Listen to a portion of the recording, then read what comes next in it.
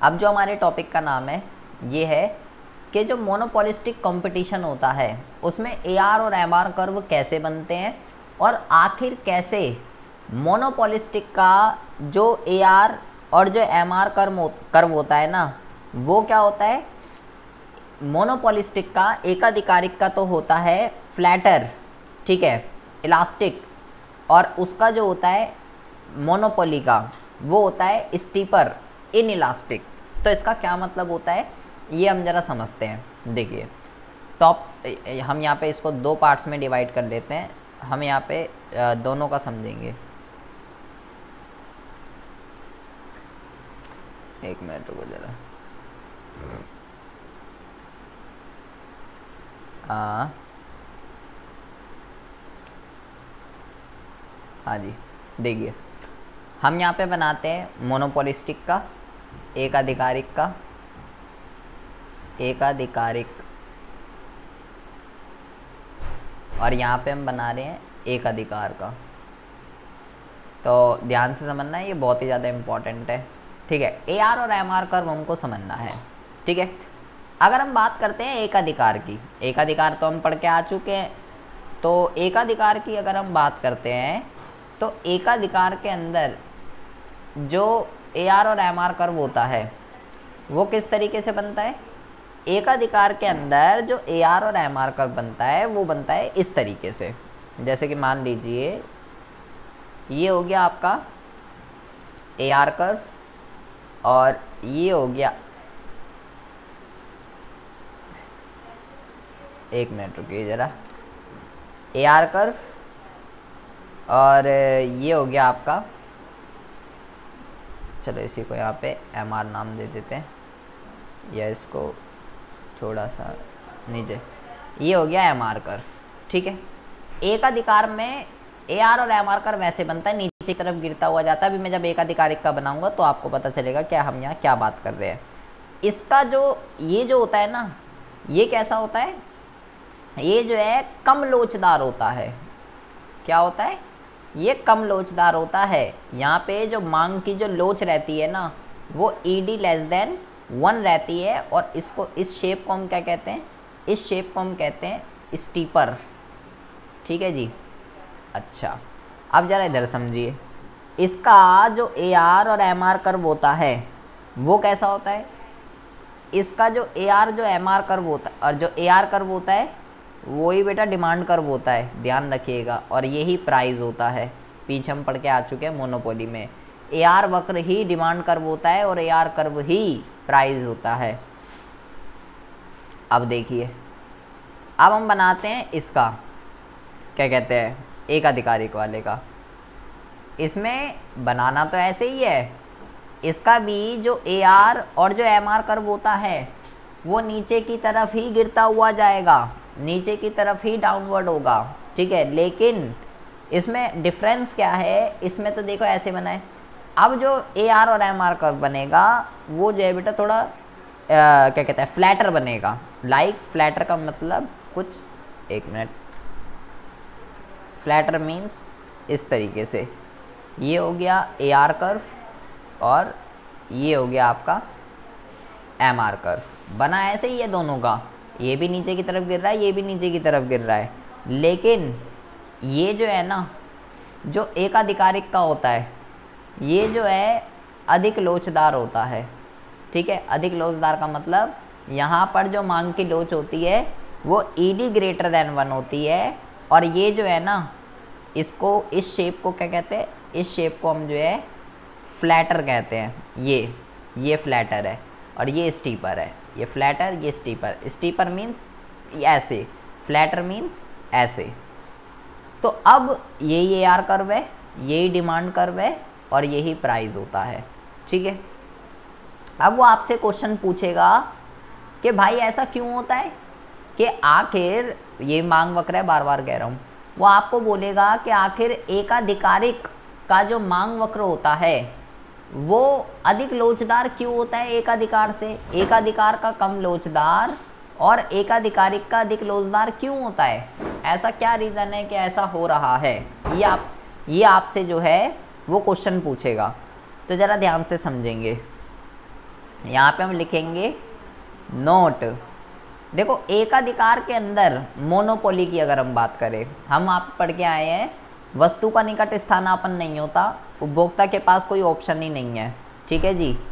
लेकिन अभी मैंने आपको पढ़ाया यहाँ पे क्या कहते हैं मोनोपोलिस्टिक के अंदर कि भाई यहाँ तो क्लोज सब्स्टिट्यूट अवेलेबल है, यहाँ तो उपभोक्ता के पास ऑप्शन है, वो उसके जगह पे दूसरी जो है वो यूज़ कर सकता है। तो आपको लिखना है यहाँ पे कि एकाधिकारिक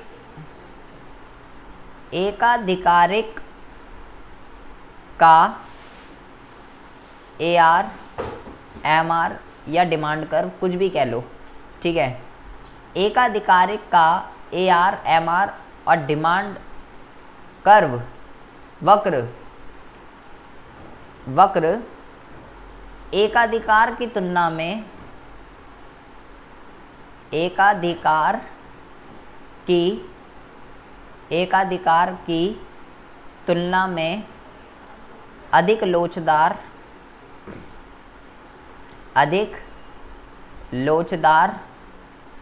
इसलिए होता है, अधिक लोचदार इसलिए होता है क्योंकि अधिक लोचदार इसलिए होता है क्योंकि इस बाजार में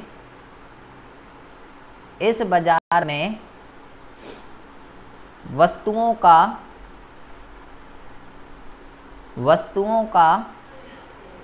निकट स्थानापन्न उपलब्ध होता है, जबकि एकाधिकार में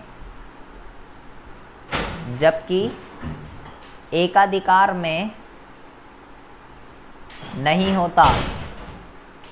इसी वजह से वहाँ पे उपभोक्ता के पास क्लोज सब्स्टिट्यूट अवेलेबल नहीं है और यहाँ पे उपभोक्ता के पास क्लोज सब्स्टिट्यूट अवेलेबल है। तो अगर यहाँ पे कीमत में परिवर्तन आएगा, बार बार ये वर्ड आ रहा है, मैंने कल भी आपको बताया, अधिक लोचदार का मतलब क्या होता है कि भाई अगर प्राइस के अंदर चेंज आया तो डिमांड में भी चेंज आएगा और ज़्यादा आएगा, क्योंकि यहाँ पे उपभोक्ता के पास ऑप्शन है। अगर एक उत्पादक ने अपनी कीमतों को बढ़ा दिया तो वो दूसरे प्रोडक्ट को वो यूज़ कर लेगा, लेकिन एकाधिकार में तो ऑप्शन ही नहीं है ना उसके पास। अगर उसने प्राइस को बढ़ा दिया या घटा दिया तब भी उपभोक्ता को वही यूज़ करना पड़ेगा जो वो बना रहा है, उसके पास कोई ऑप्शन नहीं है, तो डिमांड में चेंज ही नहीं आएगा। इसलिए यहाँ पे कम लोचदार और यहाँ पे अधिक लोचदार होता है। तो आखिर क्यों ये अधिक लोचदार है और ये कम लोचदार है, ये आपने सबसे पहले समझा। इसका तो ये रीज़न है नोट 1। अब हम एक और लिख देते हैं, नोट 2। नोट 2 में हम क्या लिखते हैं, नोट 2 के अंदर लिखते हैं, आप देखेंगे कि दोनों ही कर्व AR कर्व और MR कर्व, दोनों ही कर्व क्या हो रहे हैं, दोनों ही कर्व जो है ना वो नीचे की तरफ गिरते हुए आ रहे हैं। डाउनवर्ड स्लोपिंग जो है नीचे की तरफ जो है गिरते हुए आ रहे हैं। तो इसका क्या मतलब हुआ, आखिर ये नीचे की तरफ क्यों गिर रहे हैं, तो ज़रा यहाँ पे समझेंगे। मैं यहाँ पे लिख देता हूँ कि दोनों ही बाजारों में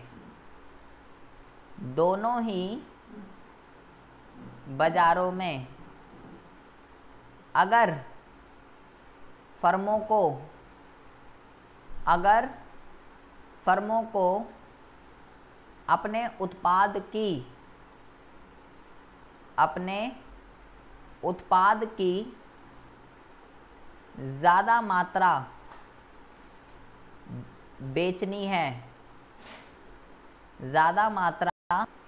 बेचनी है, दोनों ही बाज़ारों में अगर फर्मों को अपने उत्पाद की ज़्यादा मात्रा बेचनी है तो कीमत कम करके